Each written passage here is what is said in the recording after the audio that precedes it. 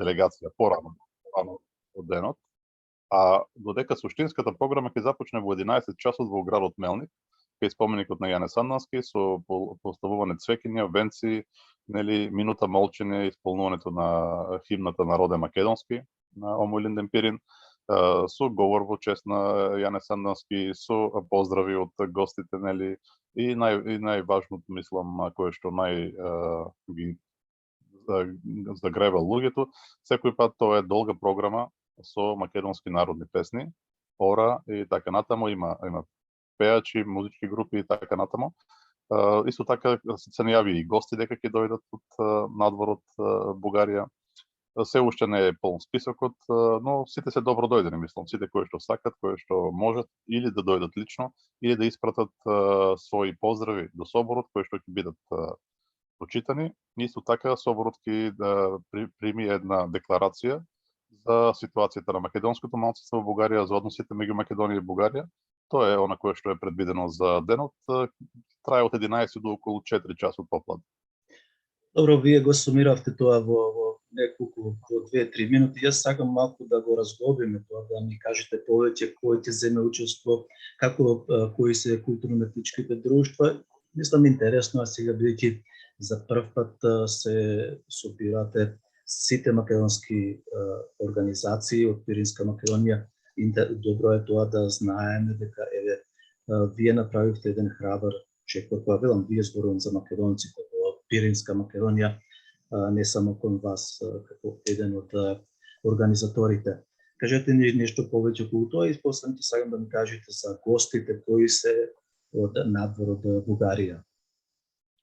Добро, значи овде организациите кои што го организираат, освен Омој Линденпирин, нели, кој што е основно, тука се и Омој Линден, тука е Друштвото на репресираните македонци во Бугарија за време на комунистичкиот период. Во прашање се луѓе кои што лежеле по затвори во време на комунизмот затоа што се македонци, нели, и кои што уште не може да се го регистрираат друштвото. Тука е дискусиониот клуб за етничка толерантност. Тука исто така е правозаштитниот комитет толерантност. Сега многу друштво се навистина и не можам сите да се сетам, ги имаме на еден голем постер, но нема некој кој што да е испуштено на. Сите се тука. Исто така од надвор ќе дојдат, до сега со сигурност се потврдени од Левица, Апасиев, ќе дојде од Нов Асно, мислам така ќе има представници. Очекуваме уште да се најават луѓе. Исто така во организацијата учествуваат и организации кои што се надвор од Бугарија, тоа е Македонско меѓународно движење за човекови права во Канада, тие исто така се едни од организаторите. Што се однесува до групите, основна свиречка група ќе биде Оркестарот Македонија. Оркестарот Македонија од Република Македонија? Не, од Гоце Делчев, тој е наш ансамбл, наш оркестар. Тие традиционално ги се основната група, исто така имаме наша традиционална фолклорна група, поврзана со партијата од градот Разлог. Има најавена една пејачка, сега ќе ме извините, јас не сум директно по тој дел на организацијата, знаете, јас сум по другиот дел, така што ми се сумарни информациите, но очекуваме, уште програмата е во развој, очекуваме да се приклучат и повеќе гости да дојдат, очекуваме и повеќе, нели, и по разнообразна да стане и програмата. Така, професоре, од Албанија и од Грција, од егејскиот дел на Македонија, ќе има ли представници? Ами сега за сега не, но очекуваме дека ќе има поздравни писма од таму. Има некоја шанса, може би ќе видиме од Албанија да се дојде, но ако не друго, традиционално од таму добиваме поздравни писма за овој собор. Во минатото учествувале. Васил Стериовски бил неколку пати гости на овој собори. Павле Воскополус доаѓал, групи доаѓале од Егејска Македонија. Имаме традиционални врски, но знаете, секој пат тоа не е можно да се случи. Да, јасно е, меѓутоа за македонците, слушателите, добро е да знаеме се што се прави, да можеме да бидеме заедно склопени и така натаму. Тоа е и улагата на нашата радиопрограма, да ги соединуваме македонците од сите делови на Македонија, кои навистина живеат еден тежок живот, особено во рамките на соседните држави. Иако тоа го кажуваат нашите политичари, така наречени наши политичари, дека се борат за правата на македонците во Пиринска Македонија и во Егијска Македонија, но тоа не е така. Ќе продолжиме понатаму, нас не интересира, не само мене, сите нас не интересира состојбата, ајде пред да одам за состојбата на народна волја. Уште едно прашање имам околу Јане Сандански. За вас и особено за нас, зошто е толку значајна личност Јане Сандански за македонскиот народ во Пиринска Македонија? Вие толку многу сте тесно врзани со него, со Јане Сандански, и духовно, и историски, и за воиднина. Тој е како дел од вас, дел од душата на македонците во Пиринскиот дел на Македонија, барем јас така го чувствувам тоа. Само ќе ми дозволите пред тоа се сетив уште неколку од организациите, бидејќи се многу, а не сакам да останат неспомнати. Има Друштво Антички македонци, кое што е единственото регистрирано за моментот друштво во Бугарија и кое што е во процес на одземање на регистрација. Така Иван Гаргавелов го води тоа. Да, Иван Гаргавелов има Друштво за основни човекови права. Тоа исто така беше за заштита на основни човекови права. Тоа беше регистрирано, но му одземена регистрацијата, се уште во судска процедура се обидува да се одбрани. Исто така друштвото за сега точно комплицирано име има, граѓанска иницијатива за признавање на македонско национално малцинство во Бугарија. Исто така учествува. Народна воля вестникот исто така учествува национално, така што гледате повеќе се навистина сите практично фактори кои што постојат овде, сите се имат обединето и сите се имат вклучено во ова акција. Сега за Јане Сандански ова е комплицирано прашање. Многу пати е тешко да се разбере зошто луѓето одбират точно одредена личност, а не некоја друга. Нели? И сега во конкретни случаи мислам од македонска перспектива тоа е и особено од тука во Пиринска Македонија, бидејќи тој е еден од најдоследните борци против влијанието кое што доаѓа од Софија, нели, во македонската револуционарна организација, против врховизмот. Исто така Јане Сандански има повеќе македонски национални изјави во време кога тоа не е толку типично, бидејќи знаете сите активисти на ВМРО работеле поскоро по принципот и со ѓаволот ќе стана мортак само за да поминам по мостот, така што гледале да бидат добри и со овие и со оние, но Јане Сандански има доста такви директни изјави дека треба да се учи народот, дека тој е посебен народ со вековна историја, дека тие кои што проповедат за присоединување кон Бугарија треба да бидат дочекани со оружје. Негови иницијативи има за разговори за отварање на воведување на македонски јазик. Мислам тоа во грчки весници е забележено. Има повеќе такви, од повеќе места доаѓаат поплаки против него од второто разузнавачко одделение на бугарската војска. Против Јане Сандански има бугарски трговски агент во Солуната на што после жали од исти работи. Тодор Лесандров ке се жали против него исто. Дека е на македонска национална линија и тоа настрана, мислам, тоа е во документите, меѓутоа кај обичните луѓе јас знам за чувана традиција сеќавање што им зборувал Јане Сандански кога ги посетувал, и тоа секој пат било именно на таква македонска линија, и затоа тој се претворил во символ на овој отпор кој што македонското малцинство во Бугарија е принудено да го дава. Тоа е многу жално што треба да се бори за тоа македонското малцинство да дава некаков отпор, да го брани својот идентитет, кој што не би требало да биде нападнат на прво место. Меѓутоа тоа е што е, тоа е реалноста, и Јане Сандански во таква смисла се претвара во еден збирен образ, во еден символ на таквиот отпор. Мислам дека тоа е причината, и тоа е причина зошто во 1990 година, кога се создаде ОМО и Илинден, кога се обединија 4 организации за да ја создадат, првото нешто што направија беше именно собор на Роженскиот манастир, на гробот на Јане Сандански, во спомен на неговата смрт, неговото убиство. И тоа се претвори од тука понатаму во централен собор, централна акција на сите македонски организации во Бугарија. Не дека е единствен, има повеќе други, за Илинден, за и така натаму, но тоа. Не ве слушам, Стојко. Стојко, се изгубивте. Не ве слушам. Да. Сега ме слушате? Да. И народот во своите песни го опел како свој херој и добил овој символичен назив Царот на Пиринот, кој што го прави на некој начин и символ на Пиринска Македонија. Мислам, повеќе причини, секој пат е комплексна причината зошто некој херој се израснува во митска фигура и во символ. Вие знаете, еве сакаме да спомнам заради јавноста. Јас сум доаѓал многу пати во Пиринска Македонија, сум одел по селата и градовите. Македонскиот народ го има прифатено Јане Сандански како домашен човек кој ги бранел од сите зла македонците. Меѓутоа не е така и со Тодор Александров или со некои други македонски револуционери. Обичниот човек кај кого сум бил дома по селата, кога ја прашував, тие секогаш одговараа дека прв е Јане Сандански, дека Јане Сандански никогаш не убивал македонци. Колку е ова вистина, бидејќи еве има сепак некои реторики во јавноста овие денови изминатата година и така натаму. Јас сакам, вие сте професори и исто така специализирате за средновековна историја, нели? Но сепак македонската историја ви е пред се. Добро, јас не сум директен специјалист по прашањето за ВМРО. Меѓутоа мислам дека во прашање е разбирливо и мала идеализација во случајот.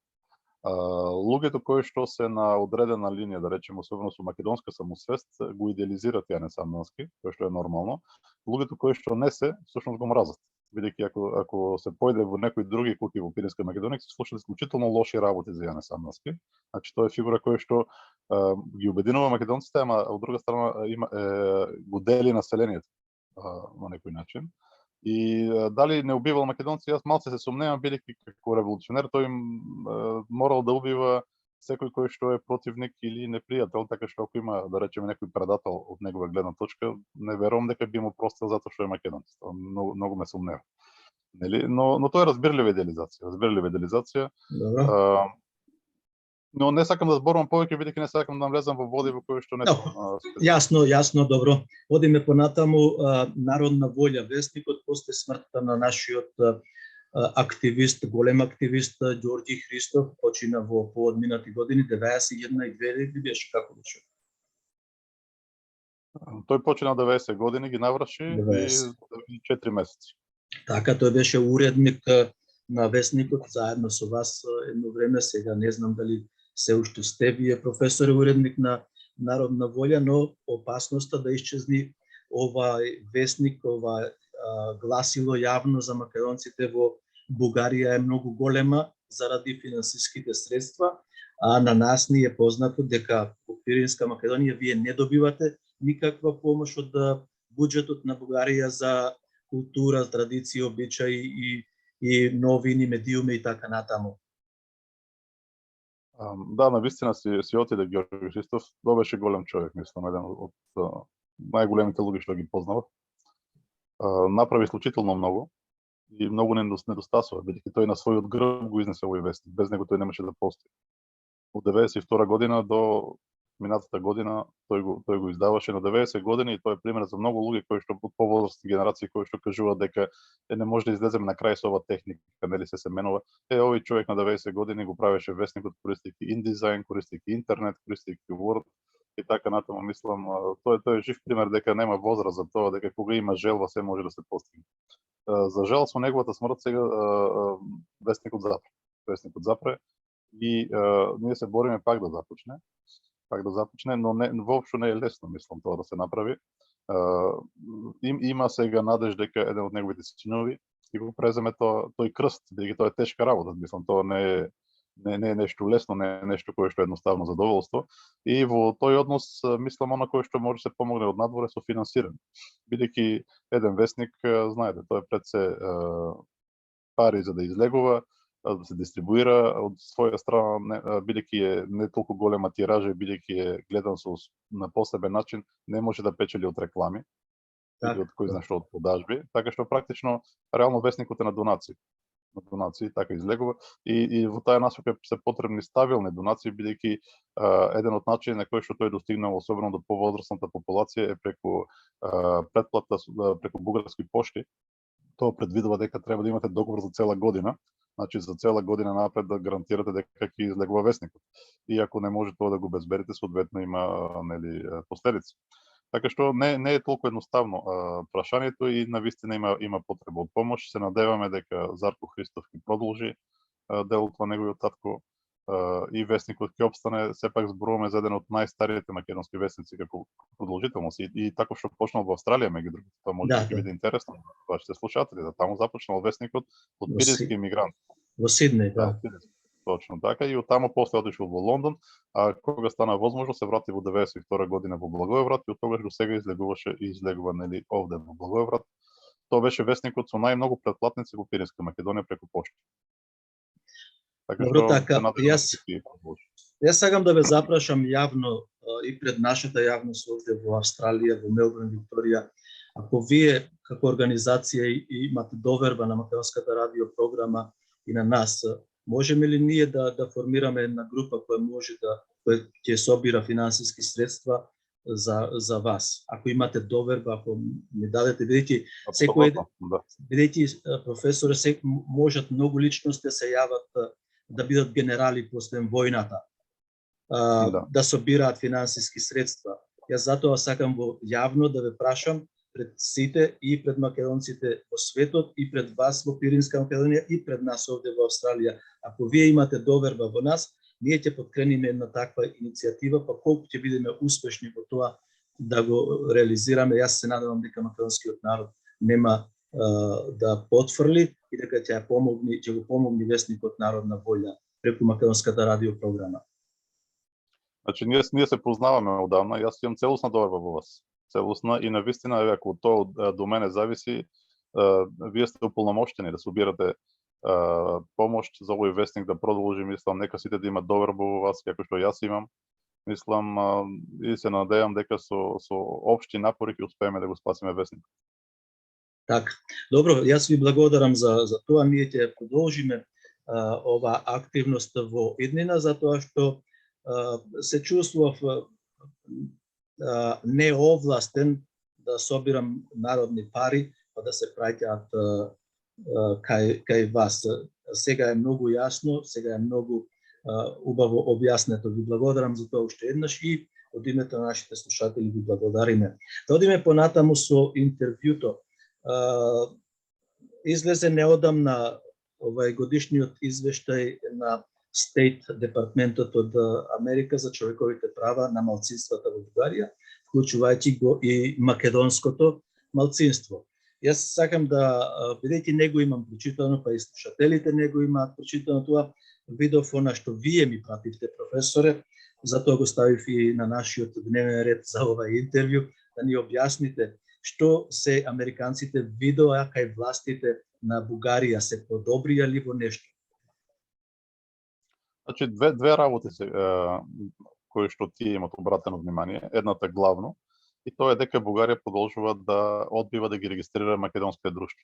Има серија такви одбивани минатата година на Омојлинден, на Друштвото на репресираните македонци во Бугарија и други друштва кои што се обидуваат да се регистрираат, некои со децени, сите тие со децени практично, и не можат, и секој пат се излегува со се едни исти правдања кои што се осудени веќе во Страсбург. Зборуваме за организации кои што имаат добиено дела во Страсбург, затоа што ги одбива Бугарија да им даде регистрација, и тие се обидуваат пак да се регистрираат, сепак бугарскиот суд со истите аргументи кои што се веќе осудени во Страсбург продолжува да ги одбива. Значи тоа е главниот фокус, тоа е основниот пасос кој што го имат ставено во извештајот на Стейт Департментот, и тоа е голем проблем. Мислам, тоа станува се поголем проблем, бидејќи 14 пресуди се очекуваат уште, има повеќе уште од 6 жалби, ако не се лажам, кои што само за момент да ве тука сакам да едно подпрашање. Вие спомнавте организации не смеат да се или не можат да се регистрираат. Јас знаев дека не може да се регистрира политичка партија, а не за организациите.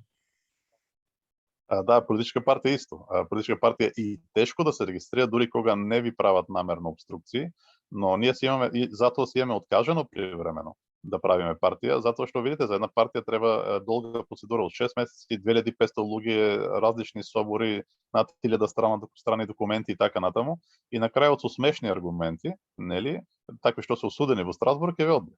И целиот труд оди на ветер и треба да почнувате од почеток, без да зборуваме што луѓето може да ги викат во полиција. Сега, затоа ние се откажавме како партија сега за сега, додека не се смени климата, меѓутоа има организации македонски кои што се трудат со веќе Омојлинден, да речеме 30 и неколку години се обидува да се регистрира. Друштвото на репресираните македонци веќе 14 години се труди да се регистрира.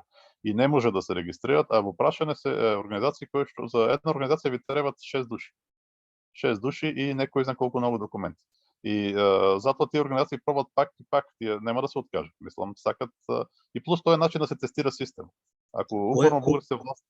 Така, која е причината што кажуваат дека не смеете да се регистрирате?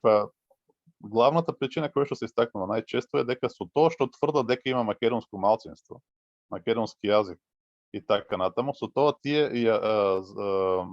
се закана за единството на бугарската нација, државната безбедност и територијалната целовитост на државата. Сега замислете колку апсурдно е тоа како тврдене, само затоа што има луѓе што се чувствуваат македонци, тоа само по себе и дури само констатацијата на тој факт, кој што е факт, дури во пописите бугарски има илјадници луѓе што се декларирани како македонци, значи ако тој факт се констатира, тоа веќе е закана за територијалната целовитост на Бугарија. Мислам, една абсурдна позиција. Политика е осудена повеќе пати во Страсбург. И неколку пати комитетот на министрите има укажано на Бугарија да запре да ги користи овие аргументи, бидејќи се неприфатливи, но сепак судовите не им гајали и продолжува. Тоа е основното. Другото кое што прават обично е шпекулација. Знаете, кога ние се сакавме да се регистрираме како партија, тврдеа дека нашите цели не се соодветни за партија, требало да бидат за организација. Кога се обидват организација да се регистрират, се тврди дека всушност нивните цели не се соодветни за организација, а се за партија. Ако се обидува да се регистрират како организација во општествена корист, нели, се тврди дека тоа се цели кои што треба се за организација во приватна корист. А ако се обидуваат како организација во приватна корист, тогаш се тврди дека тоа се цели кои што се карактерни за организација во општествена корист, значи пак не може да се регистрираат. И никој никогаш не објаснува што точно е разликата, каде наоѓа тие некоја разлика во сето тоа. Особено вредливо аргумент се рекеа повремено дека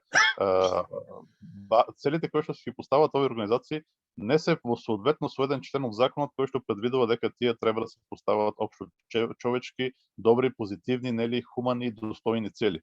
Затоа што преку тоа тврдене испаѓа дека целите да ги браниш правата на луѓето, на македонците конкретно, да штитиш културата, да развиваш и така натаму, не спаѓаат во такви хуманни цели, не се такви позитивни работи. Мислам да си македонец е нешто негативно. И серија други такви аргументи кои што се апсурдни за едно цивилизирано општество, но за жал тие се одомакинети во бугарскиот судски систем и се користат постојано за да не се дозволува македонците да имат своји организации, да бидат представени во општествениот живот, нели, да учествуваат равноправно како сите граѓани во него. Како се однесуваат бугарските власти спрема другите малцинства во Бугарија? Третирањето исто ги третираат и нив? Значи, во Бугарија генерално има лош однос према малцинство. Навистина лош однос. Дури има една политичка линија високо во властите горе кој што тврди дека во Бугарија нема малцинство.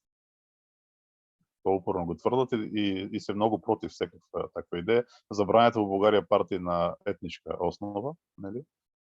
И за малцинството има скоро никаква грижа.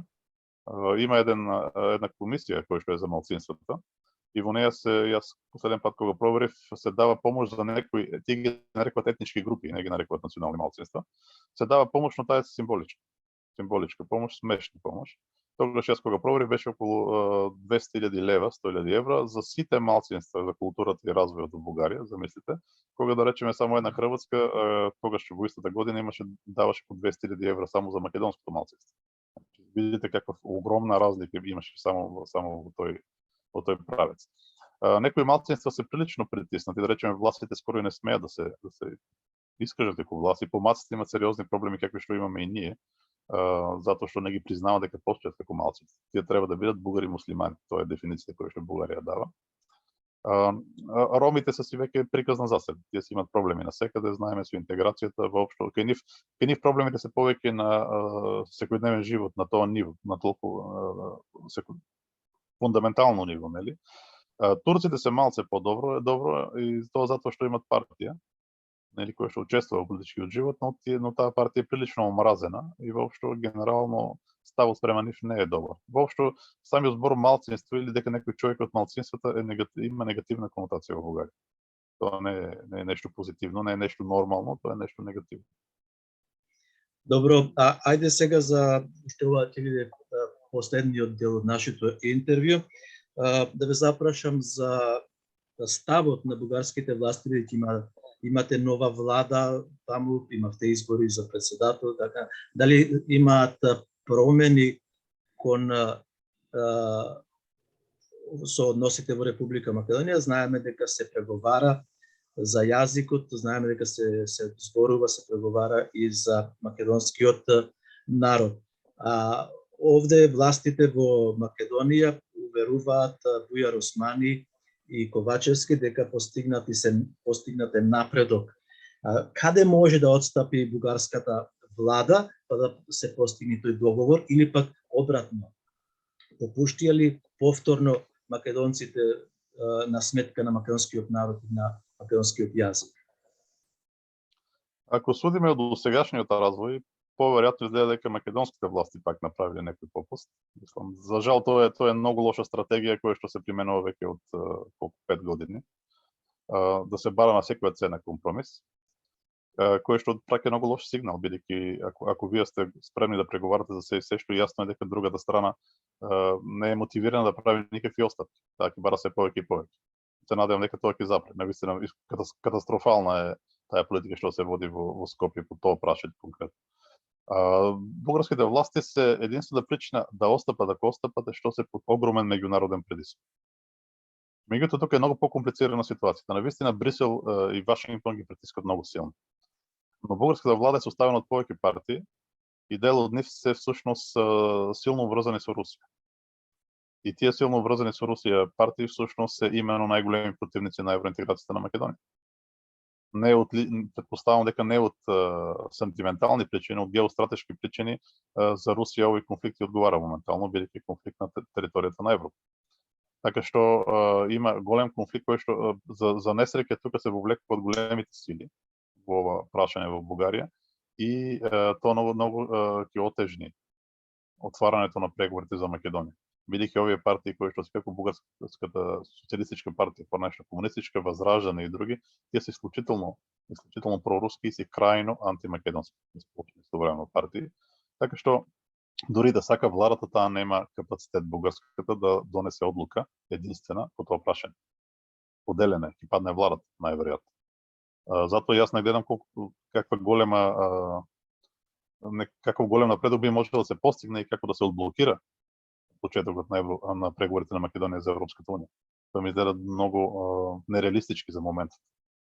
И овие хвалби на македонските власти, не знам, освен ако тие направиле некакви отстапки, кои што да задоволат оние крајните националистички кругови во бугарската влада, па да се започне барем символички некаков процес на преговори, ама со услови Бугарија да продолжи да условува Македонија на секој чек.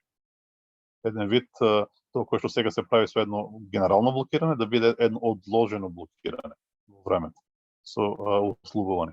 Така што не знам, јас не сум оптимист сега за сега, особено со тој светски конфликт. Ако го немаше ќе беше подруго, но сега се изострени работите и е уште потешко. Навистина овој конфликт од друга страна ги провоцира Европа и САД да барат Македонија побрзо да влезе во Европа, да се стабилизира регионот, но како ќе се одигра се тоа ќе видиме. Добро, уште едно прашање сакам да ве прашам за пописот. Имавте ли некакви информации за попишување на македонци кои поседуваат државјанство македонско за време на пописот, или бевте игнорирани како македонската заедница во светот? Мислите на пописот во Македонија? Да. Не мислам дека немаше тука ништо конкретно, но ние имаме родени во Бугарија, нели, луѓе кои што имаат македонско државјанство нема многу, знаете, затоа што македонските власти никогаш не сакале да даваат државјанство. Тоа имаше само еден краток момент кога за времето на Бошковски, кога се даваат такви државјанства. Затоа има многу малку. Инаку имаше илјадници.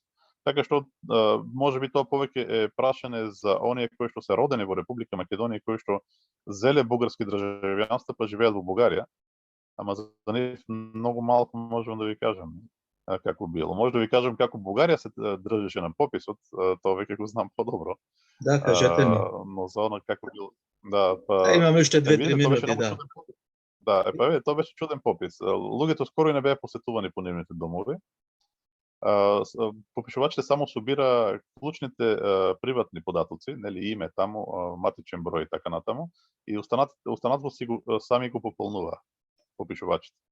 Што значи дека огромен дел од луѓето воопшто не се попишани и од тука може да не е јасно колку ќе биде намален пак бројот на македонците. Има некои места каде што имало посетување, има некои места каде и дел од луѓето, помладите особено, може да се попишат по интернет, така што од тука можеби ќе дојде некаков број македонци, но генерално основниот дел воопшто не беше проверен, не беше дадена можност на луѓето да се попишат, пак дури во случаи кога посетувале по домовите, има тие прашања биле прескокнувани многу пати. Или пак ако Професор, човекот ги постави, спорот со него, нема македонци и така натаму. професоре Стојко Стојков, ви благодарам за информациите. Вечна слава на Јане Стандовски и да продолжиме со нашата соработка македонците во Австралија и македонците во Пиринска Македонија. Ви благодарам многу. Благодарам и јас многу, секој пат ми е задоволство да учествувам, да се надеваме дека следниот пат кога ќе зборуваме, работите ќе се променети на подобро, дека дај Боже да има признавање на македонското малцинство, дај Боже да започнат преговорите за евроинтеграција на Македонија без безпринципни компромиси и да се видиме на живо. Тоа е Така, најверојатно на јесен ќе се видиме, но јас се верувам во вас, бидејќи еве вие сте предводници македонците од Пиринска Македонија, од целокупна Македонија, од македонскиот народ, како најцврст, најпатриотски и она што најмногу си го сакате, македонскиот јазик, култура, името и така натаму. Вистина, драго ми е и гордост ми е што те познавам вас и познавам македонците во Пиринска Македонија. До гледање. Благодарам. До слушање. Се најдобро. До слушање. Почитувани слушатели,